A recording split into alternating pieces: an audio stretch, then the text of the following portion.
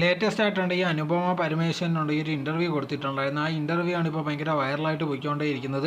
അതിലുണ്ടെങ്കിൽ റിലേഷൻഷിപ്പിനെ കുറിച്ചുള്ള കാര്യങ്ങൾ പറഞ്ഞപ്പോഴാണ് ഭയങ്കരമായിട്ട് ആൾക്കാർ പുതിയതായിട്ട് അറിയുന്ന കുറച്ച് കാര്യങ്ങൾ അതിനകത്ത് പറയുന്നുണ്ടായിരുന്നു. താനുണ്ടെങ്കിൽ ഒരു റിലേഷൻഷിപ്പിലായിരുന്നു, കുറച്ച് നാൾ മുമ്പാണ് ബ്രേക്കപ്പ് ആയത്. ആ ആളുണ്ടെങ്കിൽ ഭയങ്കര ഉണ്ടെങ്കിൽ നാർസിസിസ്റ്റാണ്, ഭയങ്കരമായിട്ട് തന്നെ കൺട്രോൾ ചെയ്യും, ഇത് ചെയ്യാൻ പാടില്ല, അങ്ങനെ എങ്ങനെയാണെന്നുള്ള രീതിയിലൊക്കെ ഉണ്ടെങ്കിൽ അനുപമ പറയുന്നുണ്ടായിരുന്നു. ആളുടെ പേരുണ്ടെങ്കിൽ വെളിപ്പെടുത്തിയിട്ടോ കാര്യങ്ങളോ ഒന്നുമില്ല, പക്ഷേ അയാളുണ്ടെങ്കിൽ ഭയങ്കരമായിട്ടുണ്ടെങ്കിൽ നെഗറ്റീവായിട്ടാണ് എപ്പോഴും, ഭയങ്കര ടോക്സിക് ആണ്. തൻ്റെ കൂടെയുള്ള ഒരുപാട് പേരുണ്ടെങ്കിൽ പറഞ്ഞിട്ടുണ്ട് ആ റിലേഷൻഷിപ്പ് വേണ്ട എന്നുള്ള രീതിയിൽ.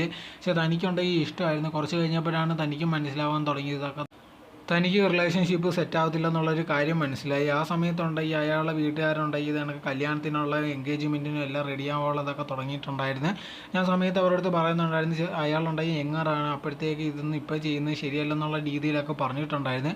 സോ ഇങ്ങനത്തുള്ള കാര്യങ്ങളായിരുന്നു ഇൻ്റർവ്യൂ പറഞ്ഞിട്ടുണ്ടായിരുന്നത്. വ്യക്തിയുടെ പേര് പറഞ്ഞിട്ടില്ലായിരുന്നു. അതിൽ നിന്ന് മനസ്സിലായിട്ട് കാര്യം എന്ന് പറഞ്ഞാൽ അനുപമയെ സ്നേഹിച്ച ആളുണ്ടെങ്കിൽ യങ്ങറാന്നുള്ളൊരു കാര്യമാണ്.